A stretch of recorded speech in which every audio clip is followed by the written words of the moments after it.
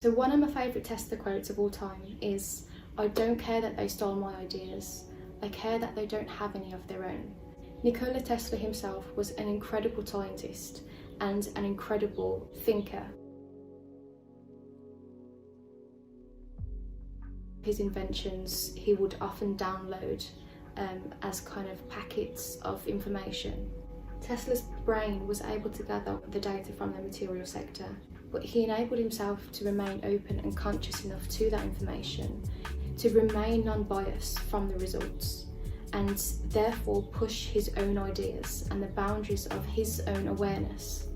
And I'm just going to go over a little bit as to how we get trapped into the material sector of learning by not being able to push the boundaries beyond the known into the unknown, which is that spatial dimension. I've got a really good little drawing here to help explain this. So, taken from Dewey B. Larson's reciprocal systems theory. The reason that I go on about it so much is because that one theory blew the lid off everything or every scientist that was trying to come up with a unified field theory at that time.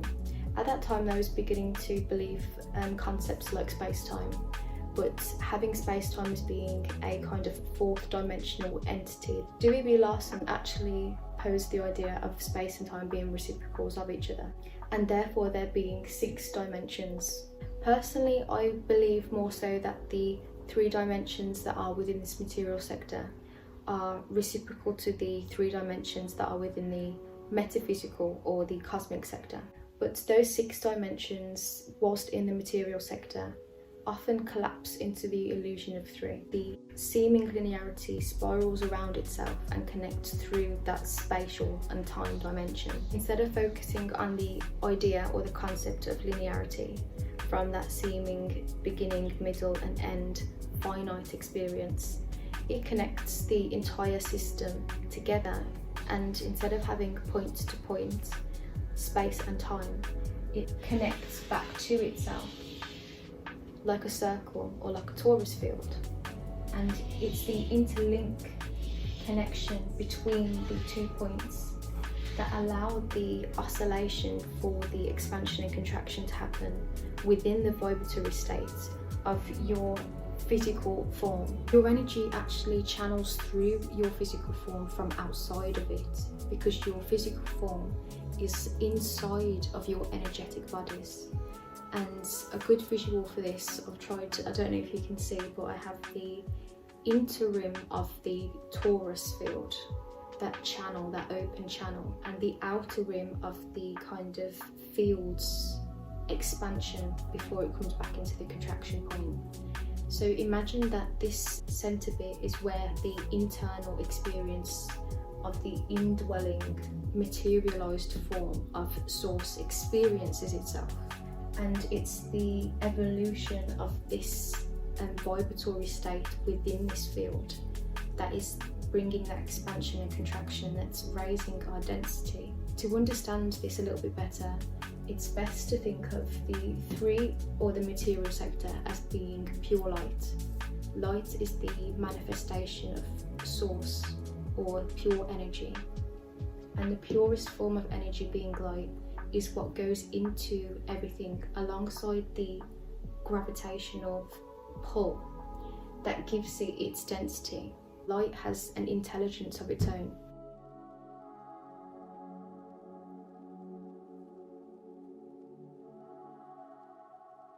So the double slit experiment, when the light is observed, then it behaves like a particle and therefore forms where you would predict the light to create the shadow and the light source. Whereas when the light is of its own free agency and it isn't being observed, then it opens up as a waveform. And the quantum split experiment on ions also show the same observation, that these tiny particles with 2 opposing forces that give it a vibration are able to intelligently decide how it's going to behave based off of whether it's being observed or not. And these type of experiments are crucial for understanding our biological nature and how our natural biological form is meant to be operating. So light and gravity you can almost think of as being the yin and yang that is going in to create this experience that also connects to that external through that paradoxal nature of being a creator inside a physical form, experiencing its own creations. The material sector is where we are, where there is seemingly one linear dimension of time, it's actually spiral, and then 3 dimensions of space. It doesn't connect just like a bridge, it actually spirals round itself. And personally, I believe that this is how we channel through higher versions or higher vibratory states, because everything is within this one moment. And it's the illusion from not being able to see beyond that spiral that makes us think that this bridge is all there is. Everything in this universe is an elaborate system that is spiraling or layered onto itself, and it's almost like we can't perceive it because of that spiraling nature.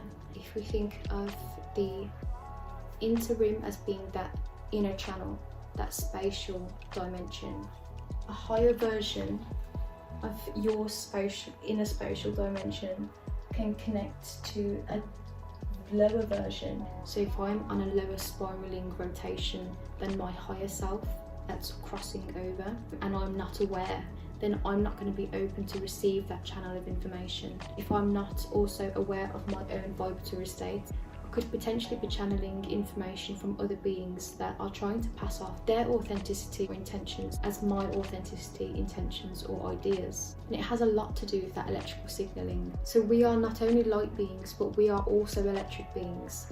And this is an electric universe. When that spatial dimension is full of frequencies from the outer rim with that intelligence of observation, when we're running under programs that are observing our behaviour, it creates a lot of stagnant or resistant energy within us that is causing interference. And it's the build-up of those lower frequencies from that kind of collective conditioning that also then becomes the encourager for those frequencies to be recycled. So the Agent Smith effect, your atoms and the electric signalling actually picks up on a lot more conscious activity than your awareness does, when your awareness is solely focused on information gathered from the material sector. So consciousness is an energy and thoughts are forms. So the reason that thoughts are called thought forms is because it is literally a frequency that you create and you send out into that collective pool of consciousness of all of similar frequencies inside that. And I mentioned before in one of my previous videos that resonance doesn't just mean blindly following what feels good, because we're confused about what is ours and what isn't.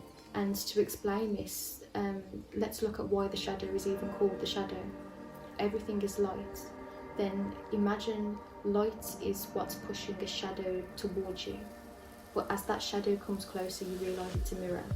And the mirror is to highlight or reflect within you your lower frequencies.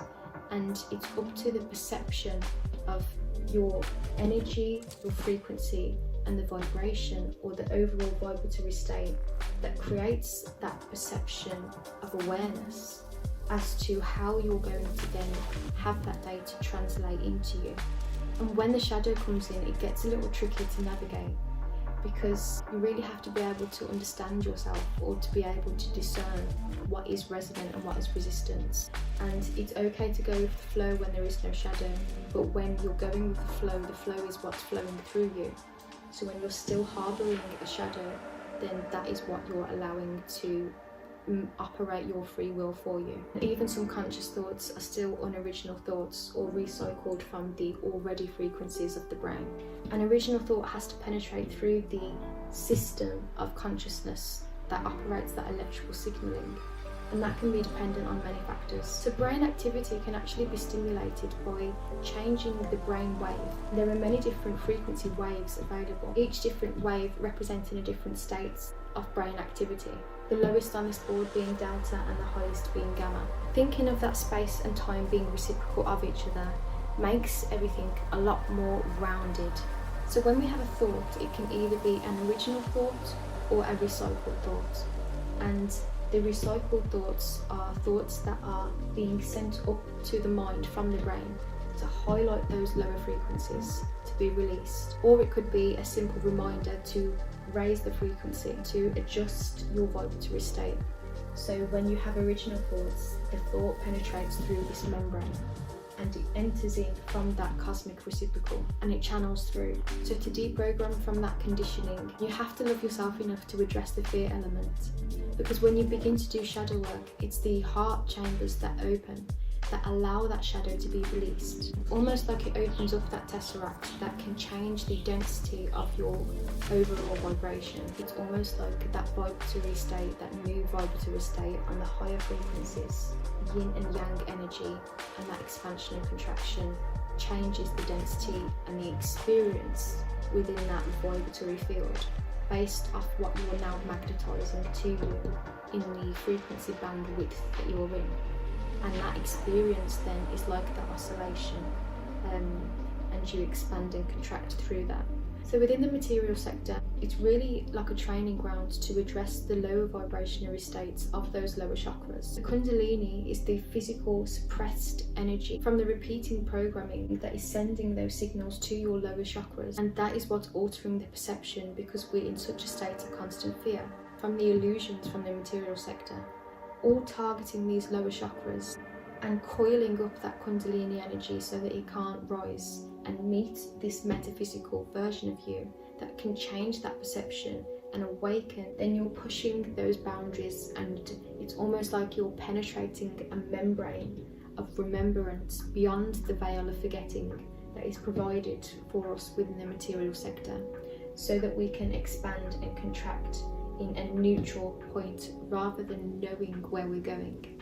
And the interim from the material sector branches out into the outer rim of the cosmic sector, realizing that you are safe because you are the creator inside a creation, and you can discern illusion from truth, therefore are able to release all illusion through that heart center and overcome the shadows by transmuting it or alchemizing it back to light. And when you do so, you're unlocking that fourth density consciousness the Law of One speak about, by awakening from beyond this material sector. It's almost like love is the intention that is contracting into light and channeling it through the ether for the expansion and contraction experienced by your physical form. The Law of One also has some great content on the different densities of consciousness. Thank you so much for watching.